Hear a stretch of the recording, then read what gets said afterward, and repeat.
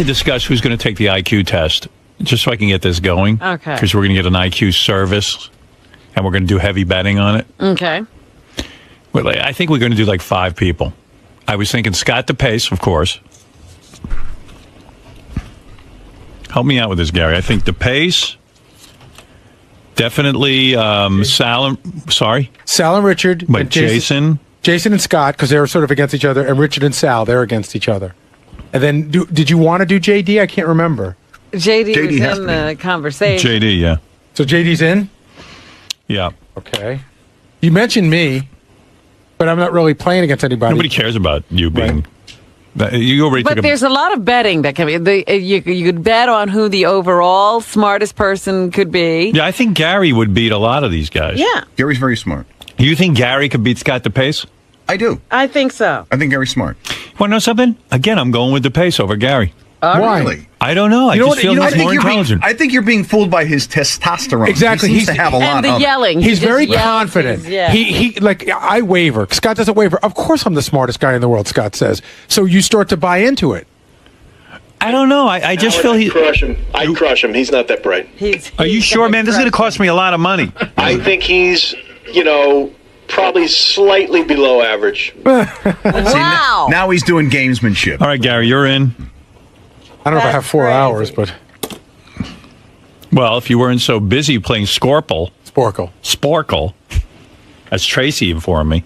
1, 2. So that's 6 people. Yeah. Who else, Robin? No, that's it. But I'm just saying the overall betting is who's the smartest of the lot. Then you got who's smarter, Gary or DePace? Who's smarter, DePace or Jason? Who's smarter, Richard or Sal? Richard or Sal? Right. All right, I like it. All right, I'll work on it. And I already have $1,000 bet with Robin on one thing. It's Jason and DePace. Yeah, I'm going with DePace and you're going with Jason. Yeah. At 500 with me, I've got Richard over Sal. Yeah, all right, 500 with you. These are big bets. Yeah. I don't like to lose. Who do I have? I have Sal. Yes, you do. Yeah, you know what, don't though? even remember who you have. After hearing Sal on the wrap-up show, I'm starting to get a little nervous. Well, this is why I couldn't believe you. You can't say absurd. The way he connects thoughts, I feel like he doesn't understand Robin's 9/11 story isn't really about... He says it's a theory. Yeah. And not only that, how can you dispute someone's theory? But it's not a theory. Or whatever you're I don't feeling. know why I feel he's smarter than Richard. I don't know why No, either. He's not. I mean, maybe Rich, in terms of like hijinks and things like that, Sal is like a Nobel Peace Prize winner.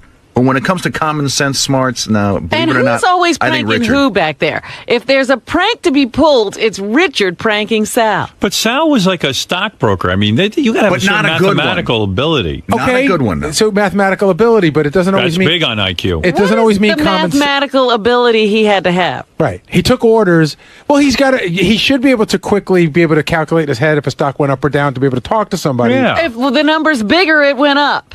No, but I think there's more involved in being He a broker. wasn't that kind of a broker, No? Howard. How do you know what he was? You really don't talk Because to him. he's the one that's out of the business. Yeah. Did you ever see the movie The Boiler Room? He was that kind of broker. No. You ever see that movie? Yeah, like a big dummy. I always joke with Sal. He used to sell Logistics. You know what that is? Yeah. That's the stock they sold on The Sopranos. Logistics. I know, and then Sal thinks the Civil War was fought after World War I, and it's like, how do you not... Like, I know... He can't find stuff on a map. I don't know. It's a tough call. That's why you're betting. And Richard does have that ability to play the drums, which I know that sounds like a silly thing, but And he it's, reads music. He writes music. It's mathematical. in The a things sense. Richard doesn't know won't come up on an IQ test. He doesn't know to bathe every But thinking day. Tommy Lee knows how to play drums. But Richard knows how to read music. He's not just a drummer. He can write music. Yeah.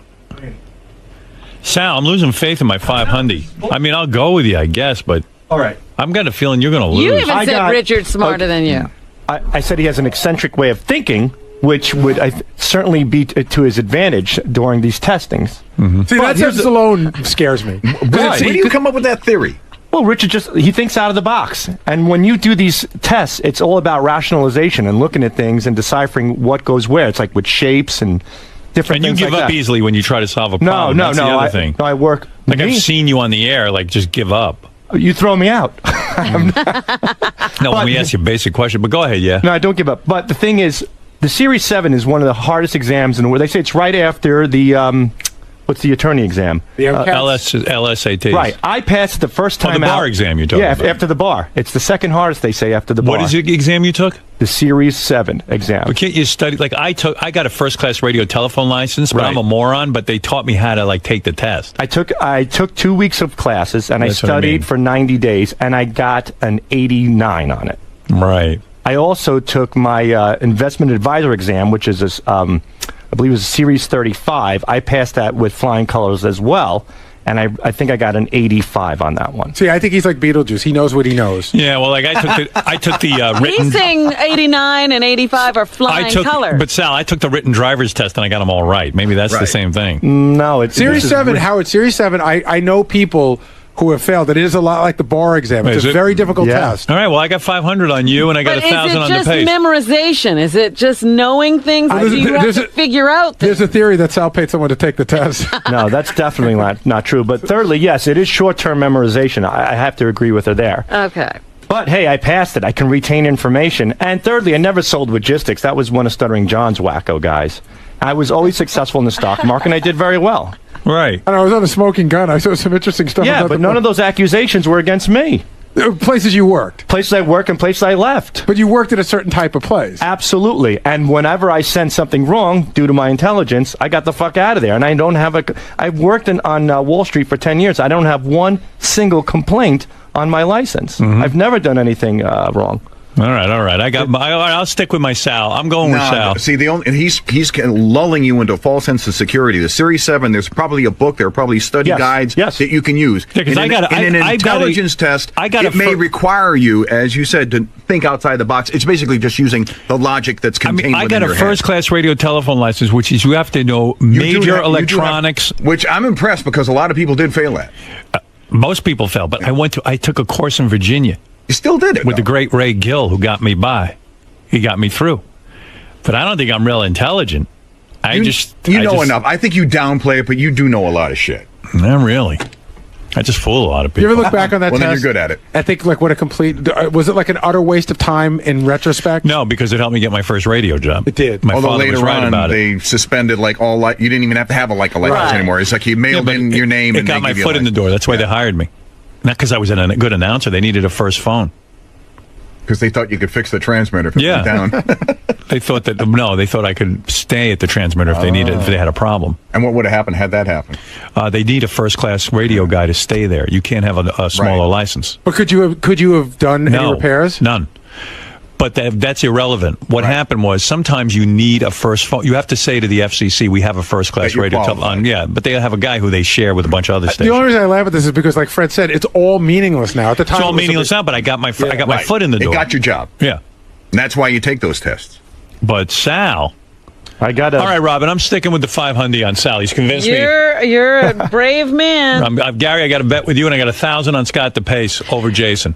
You know who Okay, is there other bets? Like, okay, tons of bets, but who's we got time. smarter, DePace or Sal? Well, according to Tracy today, with her degrees and Gary going to Adelphi, how about Tracy versus Gary? I don't know. I want to let that cool off. I want to let that cool off a little. I don't think we're ready for happy hour part 2. Ganji and Goodstein? Ganji and Goodstein. I don't think anyone cares. Nobody cares. Ganji and JD, I don't know. You think JD would be smarter than Ganji? I was wondering if JD isn't the smartest of the whole lot. I'm wondering. I'll take that bet. Who's smarter, Will or Jason? You're saying, okay, you want to bet on who's number one? Yeah. All right, hold on. Let me think. I might go with my boy DePace again. I could win a lot of money with this fucking guy. All your eggs in one basket. I know, but that's how you win big. Or lose big. Yeah, you spread it out, you break even. I'm looking to win money. Let me think about that. You're saying JD is smarter. You're saying JD is smarter than Jason and DePace. I'm not necessarily saying that, but I do think JD's smarter than DePace. Oh, Wow. How dare you? hoo-ha. What the hell is that? How much you want to go on that? I'm taking that one. I'll do 500 on that one. Wait a minute. Is anybody else getting into I this? want Robin in this IQ test. No, why do I have to be in the IQ test? This is just me betting. She'll beat you. Robin can beat you, DePace. There's I'm no not taking any possibility. test. My money's on Robin. I'm I'll go not with. taking any test. You should do it. Oh, I'm okay. just betting. All right, what is the $500 bet? The $500 bet is that JD will beat Scott DePace. is beating Scott DePace. JD, you say JD is smarter than Scott DePace. Okay, Yeah. you're on. All right, so I got that's a 1,000 tough on one. Jason. I understand Write that DePace down. being insulted. $500. That's all I'm I got doing. $2,000 on this whole IQ thing I got going down. 500 on JD. Wow. Beating. All right, I got a good one for you. What? This would require we have to get them both tested. Gary the retard versus Wendy the retard. Oh, Gary. Wendy's. Wendy. The smarter Who one. do you say, Gary? I said Gary. You say Gary? But I'm thinking I'm about- taking Wendy in I'll two take seconds. Wendy. Heartbeat. I'm taking Wendy over Yeah, Gary. she could spell red. Didn't he have trouble with red? I don't know. Hey, what is it, Ralph? Can I play Gary? Yeah. Sure. I'll bet on that one. You say you're smarter than Gary? Yeah. Let me think if I would take. Unfortunately, Ralph, there's no points for arrogance. Are you no? Let me think. And you think DePace is going to beat Jason? Yeah. Based on what? I just have a vibe. He's got a feeling. He's going with his gut. Ralph, you think you're going to beat me? Well, Gary, you think you can beat Ralph? I believe I can. I think that I think it'll be close, but I think I'll edge Gary out. I think I'd bet on Gary on this. Anybody I'm take betting Ralph? on Gary. I'm betting on Gary. Gary, all the way. Wow. Yeah, Ralph. Nobody thinks you're that bright. No, that's good. I like that. You're all going to lose their money. Yeah, I don't You think, want to bet on yourself? Take a bet with Gary. I'll bet Gary. Well, how much would you go with him? 500. Would you, Ralph? $500. $500. Yeah. Can Let's you see. cover that? What's on the test? I'll tell you what. Let's so do, stupid, I let's do don't better, even- Ralph. What? Let's do better. An iPad. An iPad? No, you're paying for big money. I want to see you fuckers That really. is big. That's That's more. bigger. How much is an iPad? The one I want about $800. Gary's a glutton. He's got to get the most. We'll figure it out. Yeah, 500. All right, let me understand something. Are you guys going to bet this? Yeah, 500. I will beat Ralph in an IQ test. Ralph? 500. Well, look whose confidence is shaking. Yeah. The only reason I don't know Not a that big talker. The only reason I don't know whether I want to do this is because I'd like to get the check this fiscal year. He's got to put the money in escrow. Okay. He's got to put it up before the test. I don't want the check you gave John for his wedding. I don't know if I want to make money off it. I'm doing it for entertainment purposes. You can This bet is on it. me. I have to bet on me? Yep. Because I want to see you put your money where your mouth Nobody is. believes that you can beat Gary. Well, yeah, and you guys can all bet against each other. Yeah, when two football teams bet, they can't bet on each I don't have anybody to bet. I That's believe right. Gary's going to beat you. Right, you're the only one who thinks you can win. Oh. Yeah, Don't you understand? See, he can't even figure this out. Which makes Stupid. Gary a dunk shot for sure. I don't know. I have to think about it. 500 is all a right. lot of money. Okay. Goodbye. Boy, that shut him down. Yeah. He doesn't even believe in himself. No, All right, let me I ask you something. Who do you think's smarter? me- Lisa G or Steve Langford? Langford. Langford. You think? Lisa G. I say Lisa. Lisa G. Yeah. They're both See, smart. Now you got it. Now you got a horse See, race. the problem G. is just because you think somebody's smarter than the other person doesn't mean the other person's dumb. Not smart. Yeah. Right. I didn't just say think- that. Who wins? Steve. Lisa G. All right, who wins? Ronnie the limo driver versus JD. JD. JD. I think JD. Ronnie wins. I think JD. JD. No, I think Ronnie wins. JD. me Well, ask then Ronnie. we can bet. Hey, Ronnie, get in here. That's a good one. Who do you think, Ralph? Probably JD. I don't think JD's stupid. He just can't. He doesn't talk seem that sometimes. bright. No, he just can't articulate. I mean, when you text with him, he's like very Yeah, bright. he is bright. I don't even think Ronnie can text. Is that a sign of intelligence? Although Ronnie texted me the other night, he was pretty good. See? I looked at some like sample questions or whatever, and these questions are meant to confuse you. So I think I can do okay. Now that I can Ronnie, see that. I think you I'm could beat naturally Ronnie. confused. What are the Ronnie? sample questions? I think you could beat Ronnie. Well, you know, I don't know. All right, hey, Hey, Rombo. Can I give Sal a You sample? think you could beat JD in an IQ test? want to. I don't even be bothered with it. He doesn't. There's something You're not going up on. to it? He doesn't. He's afraid? He's not afraid. He's, It's Are you seriously? Get on that mic. He's sticking with those glasses. Are you afraid? Sticking with those glasses. Are you afraid? Ralph said your glasses are no good, by the way. These I don't aren't care. the same You know what? glasses, Leave me though. alone. I just said they didn't You look right said on. leave me alone. Be out there and leave me alone. Just leave me alone. All right. Would you I be? don't wanna- I don't I'm wanna- thinking I don't about wanna putting do- some money on you. Yeah. Give me a psychological test better, right? All right, you want that? No, I don't want that either. I'm not, All right, I'm who's not doing crazier? it. I'm not doing it. You wouldn't pass the psychological test, would you? I'm not doing it. You don't want that. I'm not Howard. taking it. You won't take the psychological Yeah, everyone test? said if I find out the results of the psychological test, I won't You'll even have to get I Ronnie won't even out be of around here. Ronnie. Yeah. I have my Right. suspicions. Exactly. Exactly. I don't think you'd pass the psychological exam. Probably not. I think you'd flunk. Probably will. Be Well, lucky. let's find out who's crazy. The Well, tester then will, I think- I think- tester will I run think out of you- the room. Then this whole room should be taken at that. What's I'll the take a sample psychological exam, if you will. I don't care. Bet you I beat you on that. I don't really care. I bet you I'm more What sane is than you. beating you? What? Beating you? I bet you I'm more sane You're than as you. angry as I am. No. You're an angry person. You admit it. I'll take the psychological exam if you will.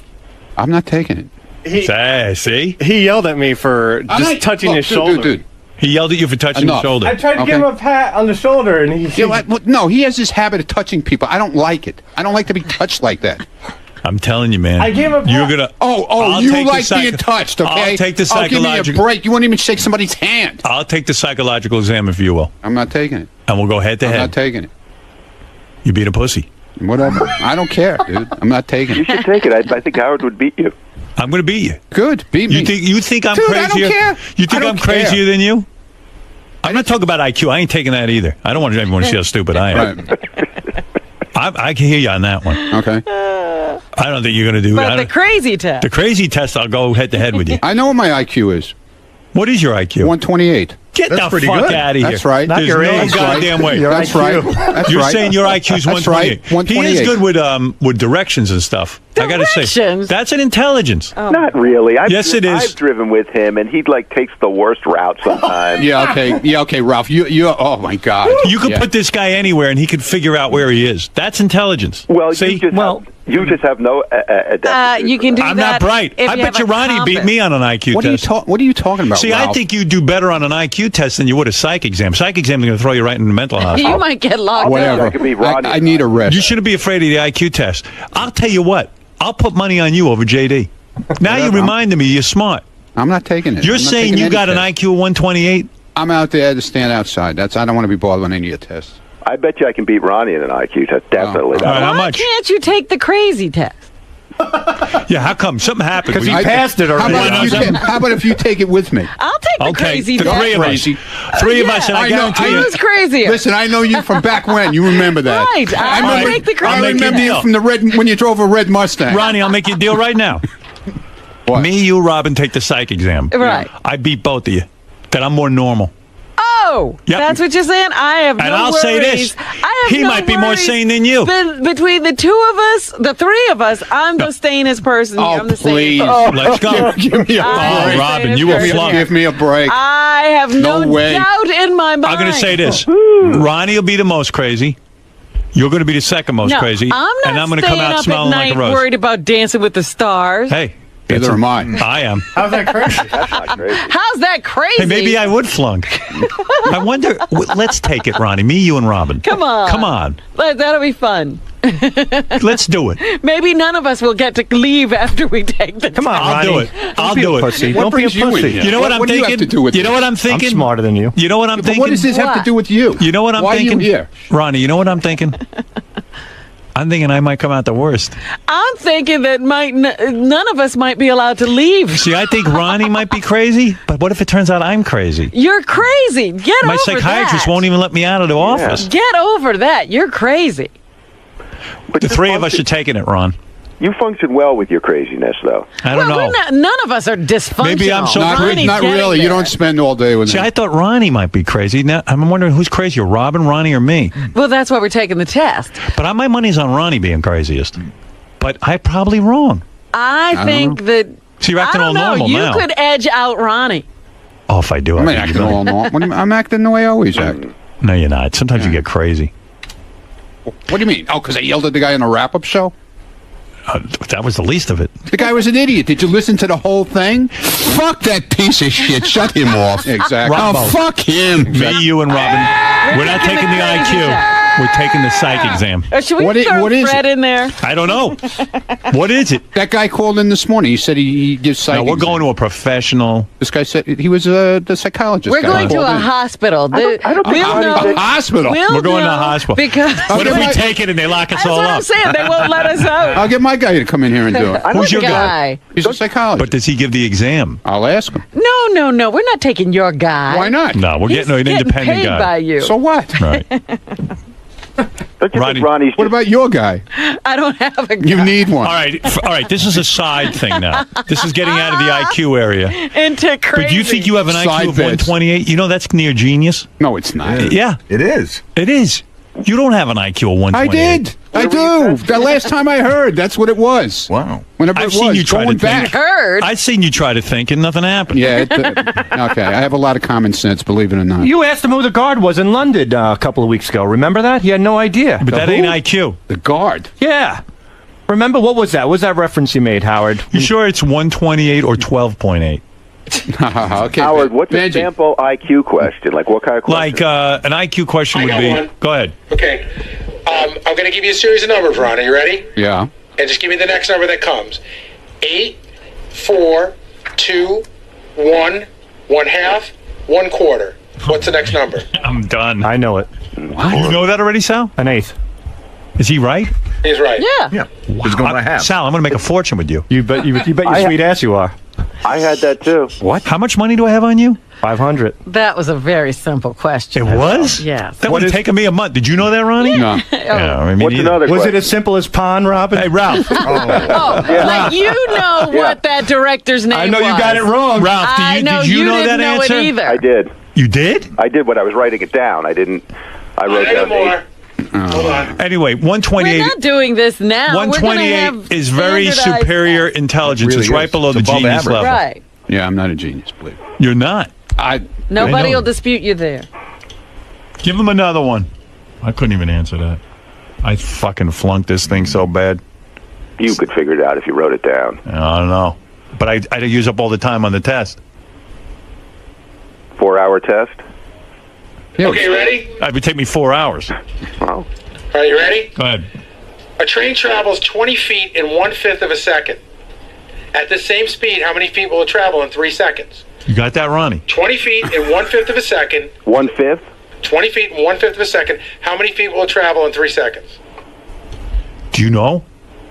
3 seconds, you said, right? Yeah, How many don't, feet? Sal, don't blurt I it won't. out. I won't. Wait, You what ha- is it? I don't 3 know. seconds?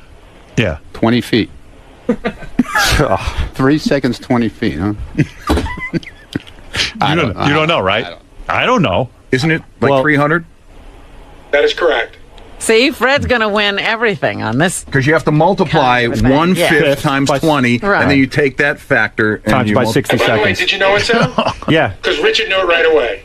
I said Richard's very good. Very good. The Kansas I'm Central gonna used win to a lot go of money. through my I'm gonna win a town. lot. Did you know that right away? Yeah, I pretty much did it the same way Fred did. Okay.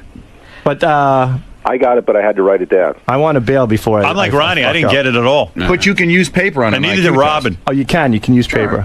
Me, Ronnie, and Robin are sticking to the psychological exam. We right, don't want to be that's- ashamed of our IQ. That's what Yeah. we're doing. Yeah. We'll put our crazy up against All right. anybody. We're going to find out who's the craziest. Me, okay. Robin, or Ronnie. And with the IQ stuff, and by the way, I will bet that Ronnie's the craziest. Well, Although Gary, I could We're be. betting on How much do I get if I'm not the craziest, huh? I'll be bet? like everybody else Well, around bet here. on yourself. Want to bet on me? Want to bet with me? You think you are more sane than I am? Yeah. You really do? You Yeah. want to Yeah. put your money where your mouth is? Why not? Look at you. Then go for it. That's what for it. you'll win. Name an amount. 500. Okay. All right. I say I'm. You I'm- think you're more sane than me? Just because he's smart and he's got a radio show doesn't mean he's not crazy. No. I know he's crazy. All right. I said, do you but think you're crazy too. who? Him. Ronnie. Oh, of course he's I'm not crazy. crazy. I'm just betting he's crazier than I I'm am. just don't know. angry. I'm just thinking- angry. I'm not crazy. I'm thinking You're I'd have to pick crazy. you. No, I'm you're not, no, I'm not crazy. crazy. I think You you don't are. even know you're No, you crazy. both are crazy. Believe me. Yeah, Robin's crazy. Robin Yeah. wins Do you this think, hands hey Ralph, down. do you Listen, think listen. Robin is crazier than me? I don't know. That's tough. I think actually Ronnie's just angry. I don't think he's crazy. I'm angry. Dude, I don't get in the car in the morning and talk to my phone and then throw it on the floor. Yeah. But that's the psychological exam. Right. In that's other words, crazy. I no. think you beat Ronnie. No, Ronnie's nuts. I don't know. I've seen him up close. I'm telling you, there's something going on in there. Ronnie's got things. He's got issues. You know what? You know what? I will take that bet. What? I'm thinking back of a lot of shit that goes on in that car. Yeah, Okay. I'll take that $500 bet. But you're on, You're pal. nuts. But see, Ronnie, the problem is Howard's smart, and he may be smart enough to outsmart the craziness. Like, he'll lie. Supposedly, you I can't don't know. like when you think you're outsmarting them, you're not. You're doing the worst. Hey, Ronnie has 18 animal tattoos. If that ain't crazy, I don't know what No, is. I don't. That's bad. I don't have 18 animals. I don't know, He man. likes bad art. That's Ronnie all. has bad taste. All right, He listen, wins there. wait. I'm running out of time, so I want to get this settled. All right. You, Robin, Yes. Ronnie, and me are taking the psychological exam to That's see right. if we're sane. I And say, you're saying it in me too? Yes. I'm You're saying gonna it to you're gonna both put of up you. 500 also? Sure. All right. whoa, let me get on this. What is this? He says he's saner than me and you. He's yeah, got I don't even 500 know. with you. Between and he's you got two? 500 with me. Between Robin and Ronnie, I don't know who's more insane. Thank you very much. I don't know. You think you're going to bullshit your way through the psychological test? You're not. Who? What? You're not. Bullshit. Right. Exactly. You bullshit. Same way she bullshitted through that other test. All right, listen to me. This ain't I'm Jeopardy, Robin. saner $500. You're saying you're more saner sane than you. You say you're more sane than I am. Easily Absolutely. 500 on that. I'm taking me. Absolutely. I'm taking me. I will shave my head if she's more saner than you. Okay. I More swear. saner. You More are going to saner. You blow. got money sane. on him Whatever. in the Even- IQ contest. Aye. Good for you. I'm telling you, she's going to blow both of you away in the dust. I feel like I've got about $25,000 on the line on all Robin this is testing. completely insane. And Gary, I want testing done on a professional level. I don't want to see some bullshit. I'm talking I'm about going to do some IQ. investigation. I'm going to find the All right right. stuff. Can I bet? And you see the guy standing behind you? He's crazier than all of you. He's a fucking mental case. Who's that, Ross? Ross. Ross is crazy. Throw him in the mix. Didn't even have to look. I didn't even look. You know. All right. Go talk about Springsteen for 7 hours, the two of you. Can I bet Gary for 300 On what? on me and him? Okay. Gary, you'll take it? He's down to 300? Yeah, okay. Let's just put some money in. I'll take Gary over Ralph any day. I'll put money on that. That'll be great. Gary will beat Ralph. Yeah, but it's got to be fair, man, with this whole thing. What You can't thing? have some guy come in here that's, No. that's We're going that's to going to favor you. You No, know we're what I'm going saying? to a testing Like, center. that usually happens. You're paranoid. I told you. I'm you're not insane. paranoid. We're going I to- know the way you operate. No, we're going to a testing center. General Stern's show, remember? No, you see, that's what I mean. You're But crazy. that's anger. I'm not crazy. That's anger. That's just anger. That's not Dude, nuts. I'm not even picking the guy. Gary's going to a testing center. Well, Gary's your right-hand man, so Oh, I got to boy. watch out. Well, I'll tell you what. You go find somebody. No, let's have somebody like Tim Sabian pick I'll somebody. tell you what. I'll make you a better bet. We all check into Bellevue. Let's see who gets out first. There you go. Guarantee you they ain't letting you out. That's a good anytime one, soon. Benji. I like that one. That's a good idea. Benji? Yeah, he wrote that. What the? Get the fuck out of here. He's really You're really crazy. paranoid. You're really crazy. He's writing up a storm over He's there. writing all right, but he's writing to me that you're nuts. He's writing 2 salads and a bale of strawberries. All right, listen to me. All right. Whatever. Goodbye. See you. All right, how much money I got with you? 500? 500 and 500 with 500. her. All right. Now, between you and me, you think you're saner I thought than I me. bet you on that already. I don't know. Did we? We better go back and listen to the tape.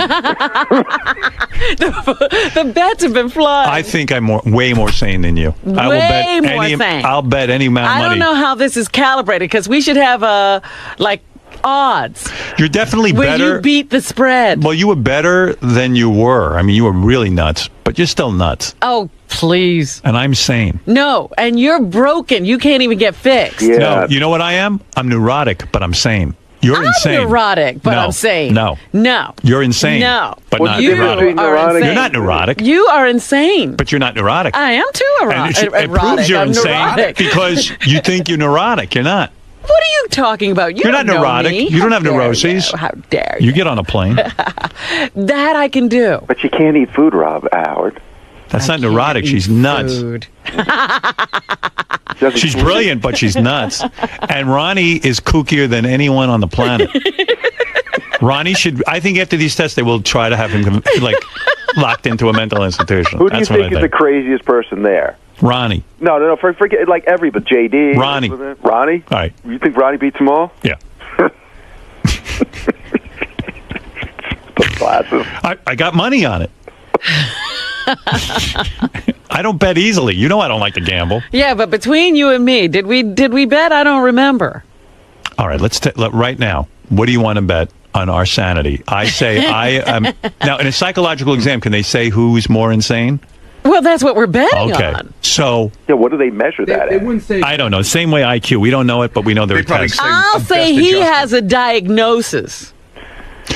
Look, if they gave us the exam to be a police officer, you know, that's like there's a psychological exam. There's also an intelligence thing, but a psychological exam.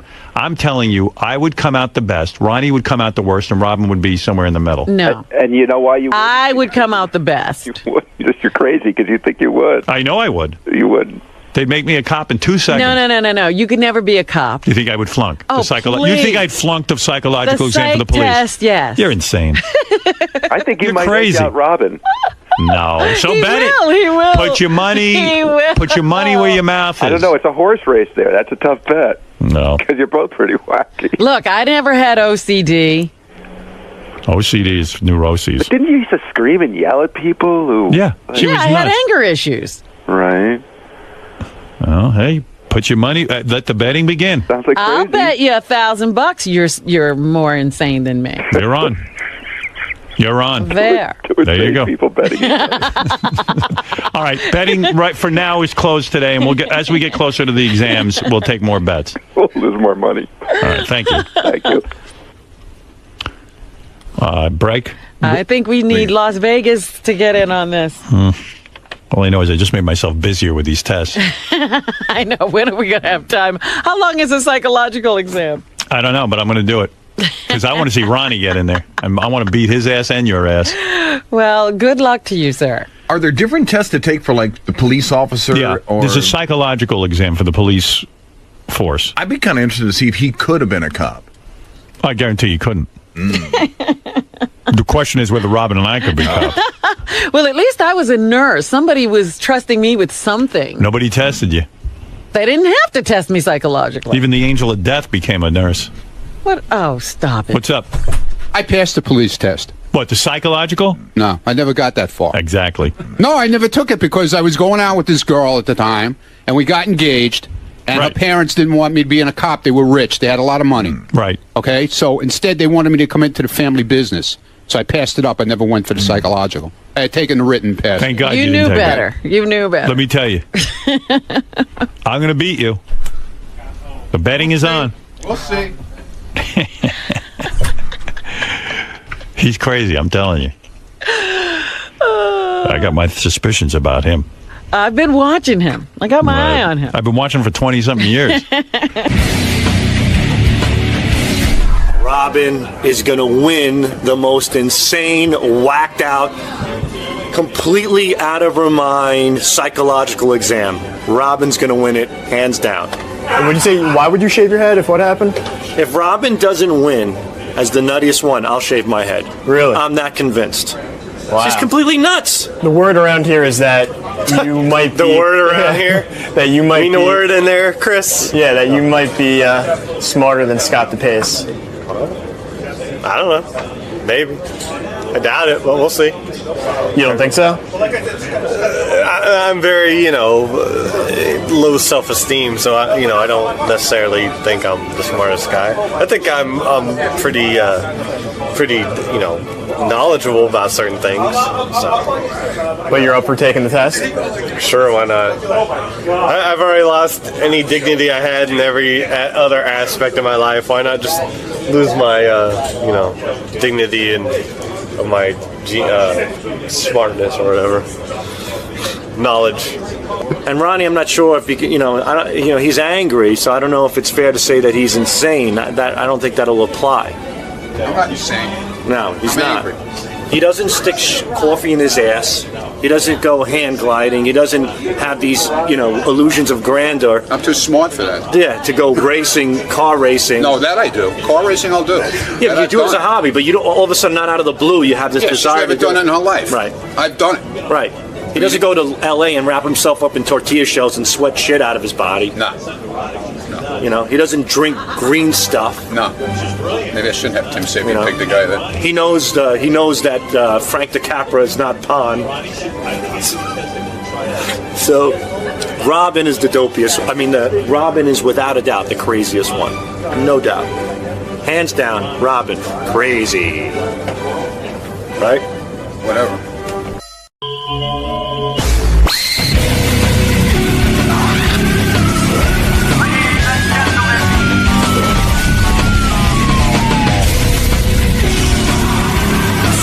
Morning. Good morning. How are you? Good. How are you doing today? Pretty good. Now, what brings you down to the Howard Stern show today? Well, I've always wanted to meet Howard Stern. He's quite a great American success story. A maverick, a guy who kind of marches the beat. Are you a fan of Howard's? Yeah, in many ways. I really admire a lot about him. I admire his independence and his vision, and how can you not admire the great success he's had? Exactly. I just hope he doesn't ask me to take my shirt off. That might happen. I ain't doing it. So you're here to talk about your book, right? Yeah, I am. Yeah. And what's that about? Well, it's about the story that surrounds me right now. The guy used to be the governor, who's been falsely accused of things he didn't do, and I'm fighting back, and I'm getting the truth out. The book's a way to be able to do that, and it's in many ways an epic story, and it's a story that's still ongoing, with a lot of chapters yet to be written because of the false accusations and what the prosecutor and the government is attempting to do, and why they won't succeed, and why I'll be fully vindicated because the truth's on my side. And the great irony is that I was accused of things by a prosecutor who took snippets of conversations out of private tape conversations, misled the people, and in many ways mutilated the truth. And that very prosecutor went into court and prevents me from telling you what I know is on those tapes, prevents the public from hearing all those tapes, because once they hear them all, they'll see that what was said about me is not true, and they'll see a completely different reality. Some of that I write in the book. And you feel that the Howard Stern show is a good place for you to get this off your chest, right? I feel like the Howard Stern show is a good place to, talk about a whole bunch of stuff, but that's certainly one of them. Great. All right, well, hang tight, and we'll see you in a little bit. All right, man. Thanks a lot. So, Rod Blagojevich, who used to be the governor of Illinois, which is a big deal, had to leave office because he is now up on charges that he did something illegal. He was trying to sell a Senate seat to the highest bidder. And now he's written a book called Governor, right? Is that the name of the book? Governor. And it's in stores now, and he's agreed to come in here and say hi to us. And here is the governor, Rod Blagojevich. Who's getting him out? Who's attacking you out there? Howard 100 News? Ed Torian. Oh, Ed Torian. Be careful, he'll hook you up. And then, would you ever consider taking a lie detector test to get free of all charges? Well, I have to talk to my lawyers, but I'm not averse to that. I know what the truth is, and I've done nothing wrong. And, whether I say it there or here in your show or in a court of law under oath, it's the same story. Are you attracted to Howard Stern? I'm impressed with Howard Stern. Can I sit down here? Yes, please. Okay. Now, do we still call you governor? I'm going to call you governor. You can. You can also call me Rod. You can call me erstwhile governor. I'll call you governor. Okay. Why not? Listen, you served as governor. You got elected by the people of Illinois. I mean, that's quite an accomplishment. Where'd you grow up? In the city of Chicago, on the near northwest side, in a neighborhood, probably like a lot of typical neighborhoods in a place like Brooklyn. Were you a middle-class kind of kid, a rich kid? What category did you fall into? Lower working class. My dad was an immigrant. He came from Eastern Europe. He fought the Nazis, spent 4 years in a prisoner of war camp, and then after that he was in a refugee camp for 3 years, waiting for the U.S. Congress to pass a law that would allow him and all these others with these long and hard-to-pronounce last names a chance to come to America. So he worked in a steel factory. My mom was a working mom. She worked for the public transportation system in Chicago. So your parents worked? You didn't come from privilege or anything like that? No. Grew up in a 5-room apartment, But my parents sacrificed and worked hard and gave me a chance to live the American dream. And what happened? You went to college? Yeah. Where'd you go? Yeah. I have a degree from Northwestern in history. Northwestern, and then you went to law school? I went to law school. Are you ready for this? Where? Pepperdine in Malibu, California. Oh, that must have been a party, huh? You ought to see my grades. Bad? Well, gentleman C scholar. Barely. Really? But you passed the bar? Yes, of course. Did you do it the first time? The second time. Second time? Yeah. Was that a great disappointment to you not to pass the bar the first time? It's almost like your driver's. When you hear somebody didn't pass the driver's test the first time, you go, "Oh man, I'm sorry." Yeah, it was a great disappointment. But looking back, it was the appropriate thing. It's not like I learned anything in law school. So. Were you a ladies' man in college? Well, I probably shouldn't acknowledge anything like that. Why not? Why can't you acknowledge that? How do you define that? Well, you're at Pepperdine. It's fun. Yeah. The sun. You're not exactly studying hard. You're getting a C. What were you busy doing? I learned a lot about other parts of life that fill you out as a person. Were you a hippie? Were you sort of like what kind of crowd did you roll with? Were you a jock? What were you in college? Well, just sort of like an average guy. Yeah, in college, you know. What was your shtick for getting laid? I'm asking. I mean, were you a drug guy? Were you, No, I was. You never I was dealt not pot. You never did any of that. No, I think genuine interest in. Ever smoke weed in college? Well, no, I was asked that question publicly. And I've done it twice, and I remember both occasions. Didn't like it? Yeah, it was. You know, I run and I don't smoke, so. Right. It destroys your lungs. Yeah, I mean, it's just not something. I'm not a big drug guy myself. I mean, I did my thing, you know. I tried them all, and that was it. Yeah. And that was it. But in Pepperdine, you were drinking, I bet. A little partying. All things in moderation. Are you saying you were a virgin in college? No, I'm not saying that. And everything I say is subject to being cross-examined in court of law. You're going to go to court, and they're going to want to know, when did you get laid, and when was the first time? So were you... I'm going to write all about that in my second book. Did you mention, were you popular with women when you were... I'm just trying to understand background here. Were you popular with women in high school? I dated the captain of the cheerleading team. You dated the captain of the cheerleading? In high school. Yes. What was it with you? She was sweet, and she was one of my, early loves. How did you get her? Did you have a great gift of gab? I guess you'd have to ask her that. Whatever it was, she was certainly willing. You're here to tell us. Yes. Forget about all your other stuff. Yeah. That you were banging the captain of the cheerleaders in high school. Well, I wouldn't quite phrase it like that. She was my girlfriend. That is impressive. I was madly in love early in life, and and I'm still madly in love with my wife now. Well, forget your wife for now. I understand your wife, and who may very well be listening. So I just want her to know that I'm madly in love with her. You've never discussed with your wife your previous sexual partners? Well, I mean, we have an open and honest relationship, so we trust each other and we love each other. We're soulmates. How old were you when you met your wife? I met my wife March 6, 1988, so I was, 31. 31? Yeah. So you were already a practicing lawyer? I was a practicing lawyer. I was a prosecutor at the time when I met her. And I was just leaving the state's attorney's office in Cook County. Attractive woman. I saw her on I'm a Celebrity, Get Me Out of Here. Yeah. I thought that she was hot and devoted to you. Most women would have left, right? They would have said, there's trouble. Let's get the hell out of this thing.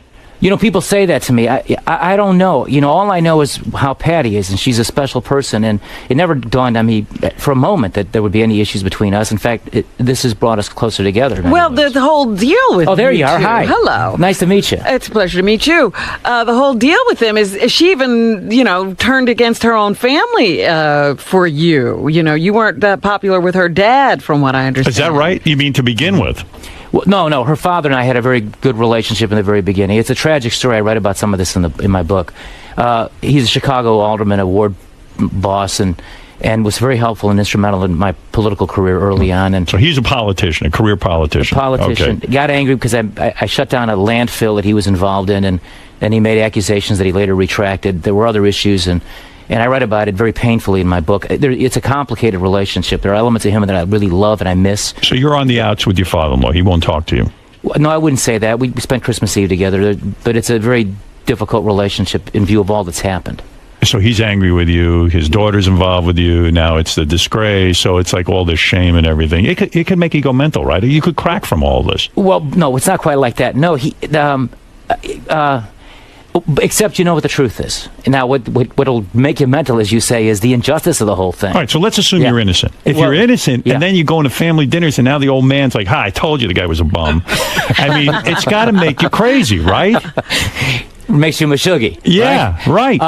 No, it's not quite like that. It's different. He, frankly, played a role in some of the issues that I have to deal with today because I write about that in the book. Again, there's a Shakespearean element to this story. And what did he do? Did he set you up in a way? Are you saying? You're saying your own father-in-law set you up. I'm saying he made a false accusation. He got angry at me when I did my public duty, closed the landfill he was involved in. He got angry, accused a close associate, political fundraiser, friend of mine, of illegally raising campaign funds.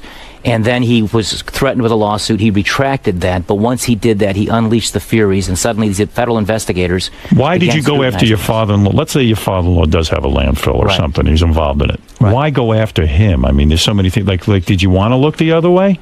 Well, that's the issue. When you learn about something like that, that's the question I raise in the book. Do you do your public duty, protect the environment, make sure people have the proper permits, you follow the law? Right. Or do you pretend like you didn't see it? Now, it's traditional in that Chicago political environment probably to look the other way. And Did your wife tell you, listen, lay off my father?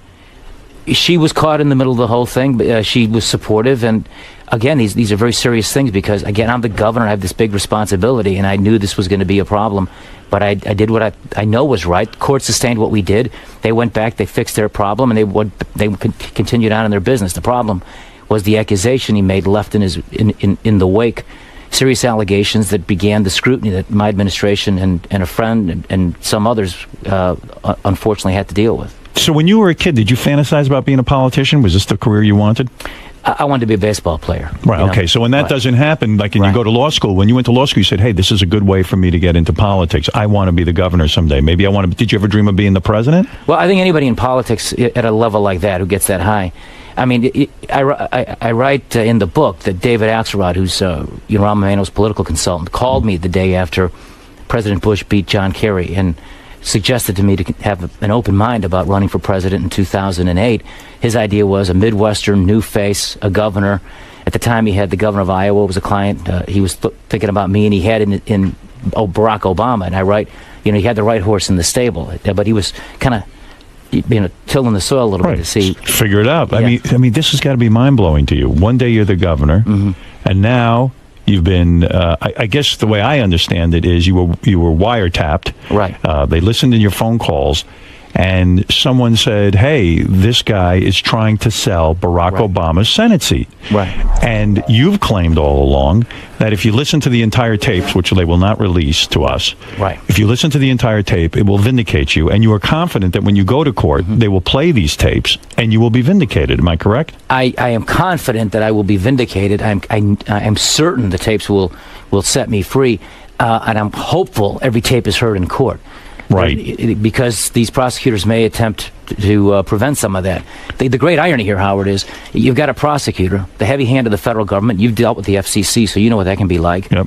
And they, as I write in my book, the morning before I was arrested, I directed my chief of staff over to the telephone to work out a routine political deal. I told him to work out the tactics that would put 500,000 people to work, create health care for 50,000, 300,000 people. That was a deal I wanted.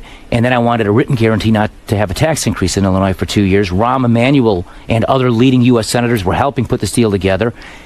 The next morning at 6 a.m., I have FBI agents in my home arresting me. And then the prosecutor alleges he was stopping a crime spree before it happened. He mutilated the truth. So you're claiming that when you say on the tape, even the little part we heard, I know I'm going to get paid for this seat. You're saying, in politics, I want the payoff. I want this, and this if someone's going to get the seat. I want guarantees for the people of Illinois. For the people of Illinois. And I don't know that I ever said anything like, I want a payoff or I want to be paid. Right. They made a big stink out of this phrase, this is effing gold, and I'm not giving it up for nothing. Right. And I know what people think when they hear that. The next line is, how much I can get. Yeah, it is simply not that. Now, again, I'd love to tell you what comes next, but they won't let me.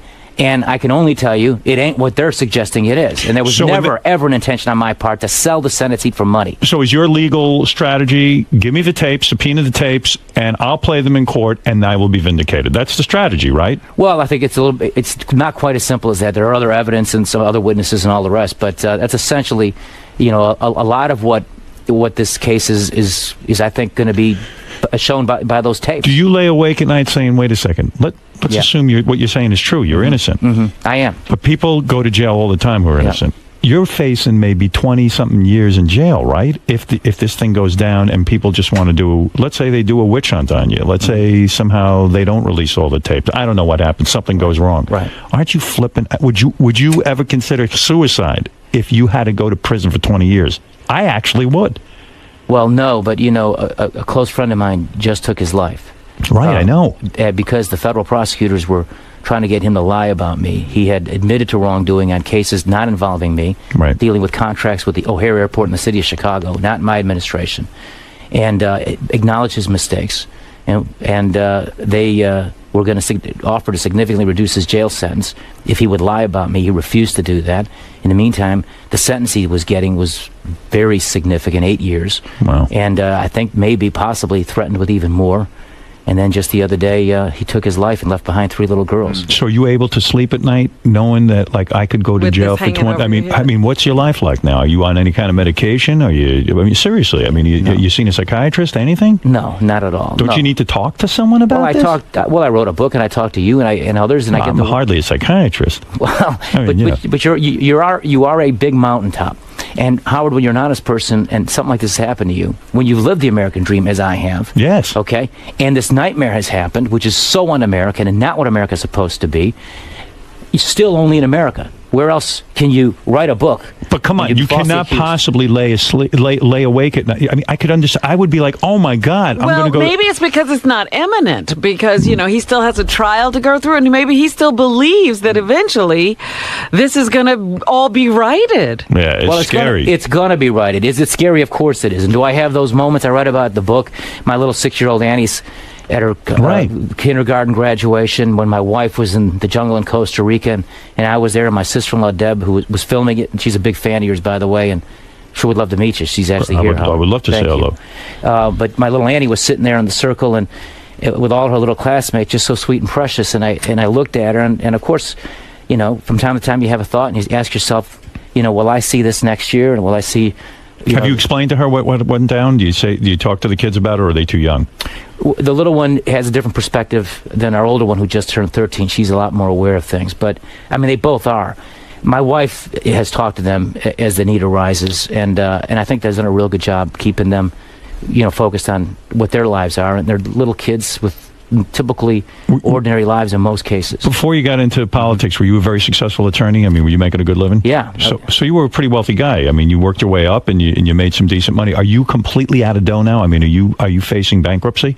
No, but when I was hijacked from office, because that's what it was, I was prevented from bringing in evidence to prove my innocence. They didn't even prove any wrongdoing. You tried to stay in office, but then they had a vote to... Yeah, they offered me, through third parties, an offer was made to me to step aside, incapacitated till I clear my name, and get fully paid by the taxpayers. Wow. I turned it down, because that would be the wrong thing, because I wouldn't be working, and I didn't want to be bought off in that way. Plus, I questioned their motivations on some other things, but...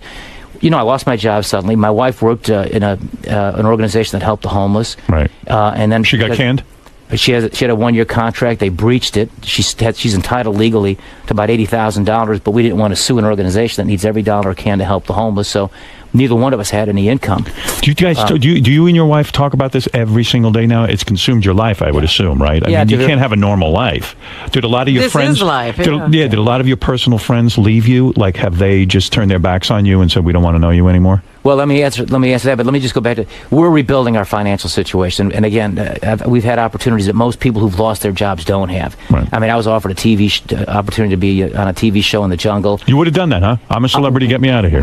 I would have forced myself to do it. What kind of dough were they offering, 150? It was good. Give me a number. I can't. Give me the number. We're prohibited right now. No, you're not. No, NBC says no. How much would ABC pay those cheap bastards? How much would they have paid you? No, it was NBC. They were very generous. NBC. I bet you. I'm going to take a guess and tell me if I'm in the ballpark. I'm going to say $100,000, 125. Interesting. And this is a primetime show that's taken up most of their time. Don't you think you could have done better than that? Well, I'm not acknowledging that's the number. Let me simply say, go ahead. NBC was a network that helped Elvis on his comeback in '68. Right. This is the beginning of my comeback. And is it a comeback? You think? Yeah, I know it is. You think if you're vindicated, you could be elected governor again? Yes, I think I'm certain of that. But well, you know what? There's something that hasn't I believe in been comebacks. asked here. If you are this is a frame up. If what you're saying is true, you're being framed. Who would want to frame you? Why, and what they would want, I guess, is for you to be out of office. And they have effectively done that, whether you win this case or not. So do you think is behind all this? Yeah, who is framing you? Who are the masterminds of this? It's a complicated thing, and I have a very strong opinion on the motivations. But I don't think it's appropriate for me to say some of that. And I don't believe it's a conspiracy between the prosecutor and political enemies of mine in Illinois. I think one thing led to another. But you have to remember, President Obama and I have some relationships that are mutual. I write about that in the book. There's a guy by the name of Tony Resco that Barack Obama knew very well. He introduced me to Obama. Right. He got in trouble. He did some things wrong. He was a big contributor to Democrats, me, Barack, and everybody in Illinois, the new Governor Quinn, the Madigans, who were the political people. And long story short, he's sort of a central figure in some of this drama, and you have to ask yourself whether or not, the new administration was coming in, and this prosecutor wanted to act quickly and create a dynamic that made it hard for the new president to make it, to kind of go in a different direction. Who's the guy who gave the okay to wiretap you in the first place? Do you know? Well, you have to go before a judge to do that. Oh, you do. So you don't even know. But it could be the prosecutor. You don't know. Well, no, the prosecutor seeks it, and then the judge has to approve. Okay, I get it. All right. So now, you have enough money to live? We're rebuilding, and we're blessed for the opportunities. We were busted right after this all happened. I didn't expect to lose my job all of a sudden. Do you still have your house? Yeah, and the kids still stay in the same school, which is a private school. We've been able to get back quickly. Again, unusual opportunities that most people have lost their jobs. So you went from being a millionaire? No, never a millionaire. Never a millionaire? No. But very comfortable? No. My legal practice was doing well. Right. But then these political opportunities came, and then I ran for Congress. And when I ran for Congress and won, you can't practice law. And so that was the end of my law practice. Why can't you? Because it's impossible to hold two jobs at the same point.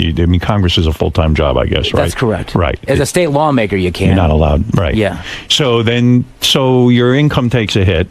Right. You put things aside, you take the whole political route, and then this whole scandal happens, and that's got to throw your whole financial world into it. So all of a sudden, celebrity, get me out of here. You got to do it. You got to go in the jungle and eat tarantulas. Yeah, because really, how are you going to? People think you have unlimited funds. You don't have it, right? And then when you can't do it, your wife has to do it. Yeah. Right. Yeah, the judge wouldn't allow me to go, and then Patty was willing to do it. And all I can tell you is that this is a mother who loves her children and is willing to do something like that for her kids and her family. And I felt bad for her. She was crying a lot on that. I'm sure it was hard for you to watch. Did you watch the show? I watched every one of them, and it was painful to watch in many ways. But it was a good experience for her, and she made friends that I think she'll keep for the rest of her life. We became very close with John, Sally, Francis, and Angela. Tori Hunter, the wrestler, who, if she was on your show, I know what you'd ask her to do. What would I ask her to do? Take her blouse off. Goddamn, I'm going to ask you to take your blouse off. I was afraid you were going to do that. I know you're here with your sister. I'm going to have her take her blouse off, too. Why not? Anyone who has a blouse on, it'll be off. Everybody's tell me you can swear off. on this show. Is that true? You can. It's too early in the morning for me to say those words, but if you listen to some of the tapes, you'll hear them. Yeah, so you like curse words. You are a fun-loving guy, right? I think so, yes. Right. Yeah. So fucking right. Now, Elliot Spitzer went down, too. Do you empathize with him, or do you feel it's a whole different situation? Do you feel he is guilty of something and that he should have resigned, or do you have some sort of empathy with him? A combination. I don't. The decision to resign was his decision. Right. Yes, of course I have empathy for him, for his wife. Should he have stayed in office?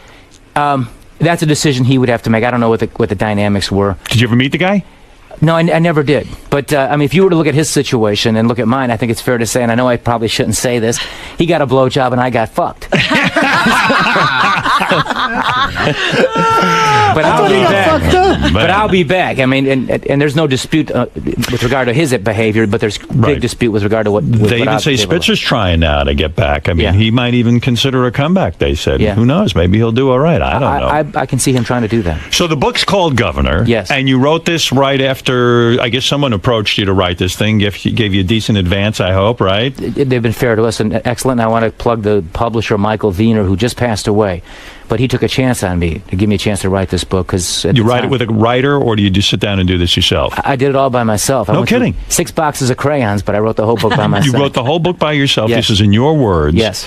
And they'll probably take the book and use it at the trial. When is this trial going to happen? Do we know? In June. It's scheduled for June. Would you like it sooner than June? Would you like, because in a way you probably have it hanging over your head. Right. Why do you think it's taking so long to go to trial? Seems like a high-profile case. They could make it happen faster. Do you think they're having trouble finding evidence against you? All those are good. Those are all good questions. They're very prudent observations by you. I don't know exactly why. That could be some of the factors.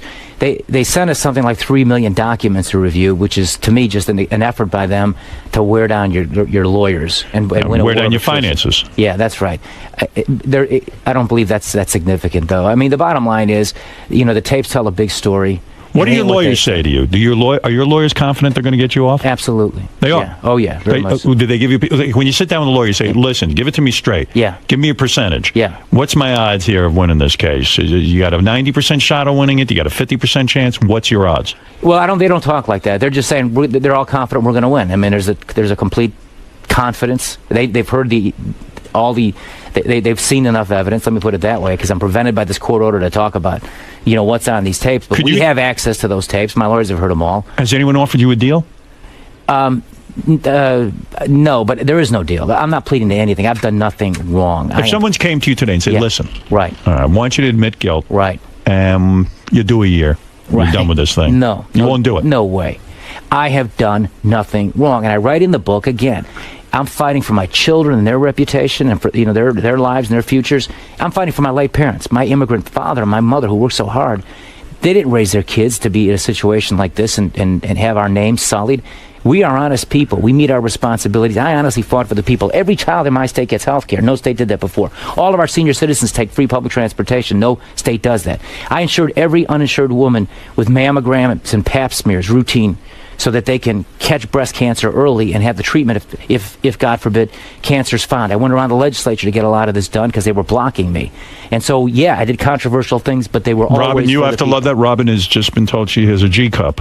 Oh, God, help believe me. it or not. So her breasts have to be checked regularly. The governor needs to hear that. Well, the governor likes that stuff. Cancer can't spread that quick. That's right. I voted no on impeachment. Huh? That's pretty impressive.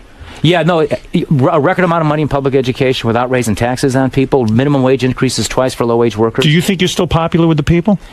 I have my detractors, but I think I have a lot of supporters out there, too. If you had offered free heroin, Artie would have moved to Chicago. I think that would have been it, right? You would have gone right away. I'm looking at a court case, too. I'm not talking. That's right. He's got to. When is your case coming up? I don't know. What are your lawyers saying? What are your lawyers saying? What are your They're chances? confident. They're confident, too. Yeah. Well, everybody's confident. It's a great day. Everybody's going to court. Well, let me tell you something. This is Well, some you story. know what I wonder about? Yeah. I wonder about the days when he was embattled and people were, sort of demanding that you step down, but you continued on trying to be governor. You appointed someone to the Senate seat, and you were, I guess, at the State House every day trying to get things done. I mean, what was that like? That must have been a nightmare as well, because you're trying to do business and nobody wants to do business with you because you're like a lame duck at that point. Yeah, well, you're worse than a lame duck. You're like You're a pariah. Well, almost a slain duck. Right. No, it's embarrassing. Well, not really. And I'll tell you why. Because I just know what the truth is on this. And my position was this. If I did something wrong, I'd have resigned. I would have never taken the deal to get paid for not doing work, but they offered that. There was a lot of reasons why they wanted to get rid of me that fast. Political reasons, policy reasons on the part of the Democrats in Illinois who wanted to raise taxes. And there was a reason why the National Democrats fought me on the Senate pick. I picked Roland Burris, an African-American former Attorney General. No African-Americans in the United States Senate in the age of Obama. Yeah, but people thought that was sort of like a political move. Okay, I'll take this African-American guy. I'll look like a good guy, this and that. It was almost like a desperate move to put him in. People disagreed with your choice there. Oh, there was a lot of fury, and it came from the political establishment. But you have to understand, before all this came down, and we had discussions over the telephone with different people, the National Democratic Senate leadership didn't want me to appoint an African-American to the Senate. Not because they were racist, but it was racial. They felt that whoever I picked, Jesse Jackson Jr. or Danny Davis, or some of the other African-American names, they couldn't get reelected. So they had an idea who they wanted. Right. And in the age of Obama, I thought that was very hypocritical in many ways. And then when all this changed, I had a duty to appoint a senator. And I felt since the first deal wouldn't happen, that I can then appoint an African-American who had been sort of a safe pick and people sort of liked him and respected him. And then he got a bad deal by the Democrat establishment in Washington. Here you have 100 senators and not one African-American. You have an African-American president, and the Democrats enjoy a majority in the United States Senate because of the African-American vote in New York, in Illinois, in Maryland, in Michigan. Those are probably Republican senators without the African-American vote. And they can't accept one man who's African-American. They come up with this flimsy excuse that it was because of the guy who sent him. Right. It's funny when you go through something like this, and I imagine psychologically it's like it's crazy.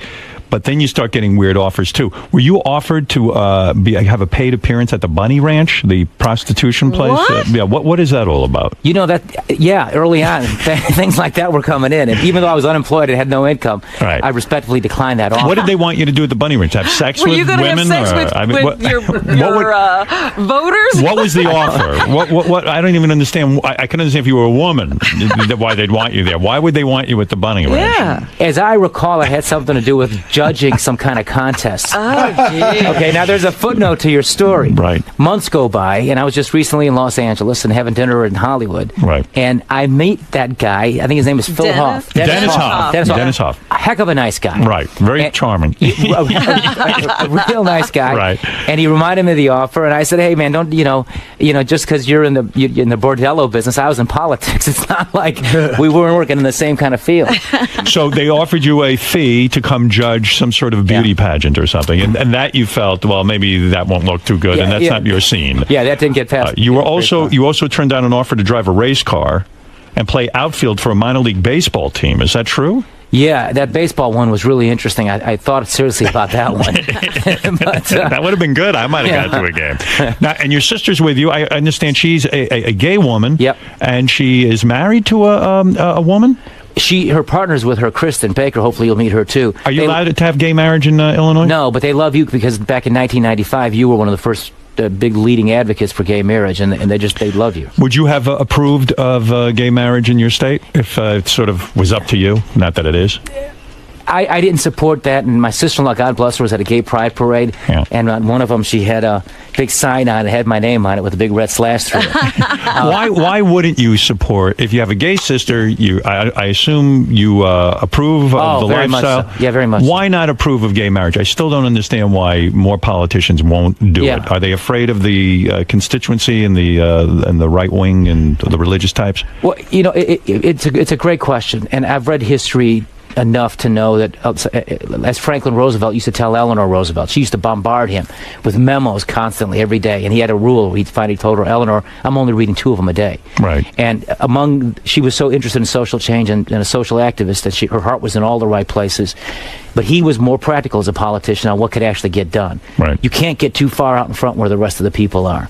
And Illinois is not quite in the same place as, let's say, Vermont or California or Hawaii on an issue like this. It's going in that direction. I think there's almost an inevitability to it. Shouldn't our leaders take a stand on something like that, even if it's unpopular? I guess it's just they're afraid to. I mean, you have to try to bring a lot of people into the tent, so to speak, when you're a politician. Look what happened to Lincoln. He got ahead of the crowd. That's right. You got a little too far ahead of the crowd. That's right. Yeah. They shot him in the head. That's right.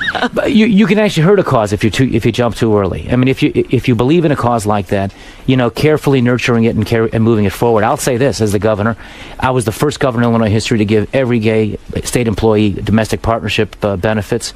I support civil unions, which is not that unusual for a Democrat today, right. but I've supported that for the longest time. And my sister-in-law and Kristen, if they were to get married, which would be a wonderful thing, I'd be just excited about obviously being I just went to my first gay wedding, but I tell you, I love lesbians. You know that I've built a whole career out of loving lesbians. That's an understandable position. Yeah, absolutely. That's a position I took early on. I was way ahead of the pack on that. Yeah. Well, I've had discussions with other governors about that subject, I'll tell you. Well, I've learned a couple of things. Yes. I've learned probably the most impressive thing about you is that you dated the prom queen. No, she was the captain of the cheerleaders. Captain of the cheerleaders. Yeah. In high school. Yeah. Why did you break up with her? I would think you'd stick with that. I went away to college. And she left you. She sent me a Dear John letter halfway through the year. She did. Let me guess, she told you your penis wasn't big enough. That's what happened to me. No. I dated an actress when I was very young. I was head over heels in love. She told me she met a guy with a bigger penis, if you can imagine. That's interesting. That's the character builder, though, isn't it, Howard? It sure is. Yeah. When you lose someone like the head cheerleader, is that even a bigger disappointment than losing your office of governor? I mean, it's got to be a mind blowing. Or does it prepare you for something? Right. Yeah. Did you say, look, I know disappointment. It's not a big deal. I can get past this. My dad used to teach me, a lot of things, more by example than by sitting down and talking. He wasn't that way. But one of the things he actually did say was, you can judge who you are not by how many times you get knocked down, but how many times you pick yourself up. That's true. Yeah. Do you ever go on Facebook and try to contact her and see if she's around? No. Nothing like that? It's like, no. Do you know if she's fat now? Because that would be great. I know what you mean. Yeah. I don't. don't Let me tell you something. I am madly in love with my wife. No, I understand, but still, I'm in love with my wife. Yes. But I always go back to see old girlfriends to see if they got fat. I heard she's always- enormous. That's right. Yeah. I heard, yes. We looked her up. The cheerleader's enormous. I'm on I her don't Twitter think so. page right now. Yeah. That's right. She wasn't that. I don't think she had that propensity. Right. Well, let me tell you, it's impressive resume. I mean, the sexuality of all that. Now, listen. Mm-hmm. The governor has written a book called Governor. Are you going to make any in-store appearances? Are you going to sign books, or is that too wild for you right now? No, happy to do it. Has anybody approached you to go do some in-store stuff? Yeah, there's some discussions. Yep. So you might do it. Oh, yeah. Very much so. Well, Howard, how are you feeling now? Are you feeling swayed? Look, you want to know the truth? Yeah. I honestly, I'm a big dopey guy. I don't know the evidence. I don't have evidence in front of me. I don't know if you seem like a really great guy, nice guy to hang out with. And that's the key to being a politician, a man who can make you feel important. They said that about Bill Clinton. Walked in the room, suddenly you were the most important guy in the room. He just had that way of reaching out and making you feel included, and you don't seem full of yourself and all of that. Right. But the fact of the matter is, I don't know the evidence. Right. I haven't heard any tapes, like you yourself say. If I could hear the tape, that would be the end of this. We could end the whole controversy right now. I'm pulling for you. If you have been wronged and someone has set you up, I think it would be a travesty, and I'll be the first person to back you to get you back in office. Yeah. Because it sounds like you're a sincere guy. I appreciate that. And if you go to jail, I'll forget your number. What am I going to do? Listen, what am I going to do? Well, right, Rob? What, are we going to visit him? I don't know. I don't think we're going to go and visit, no. You won't have Do you want me to visit you if you go to prison? I'll come if you tell me right now you want me to visit you. Look, you've never gone to prison. Right. You're not going. Hey, Neither one of us are. If you have to go to prison, and I hope you don't. Neither one of us are. But if you do go, I mean, first of all, like ex-cops always get the crap beat out of them and stuff. I mean, What does the governor get? Although I think they'd send you to like a minimum security kind of place. You know what I mean? I don't think they'd give you the hard time. You know what I'm saying?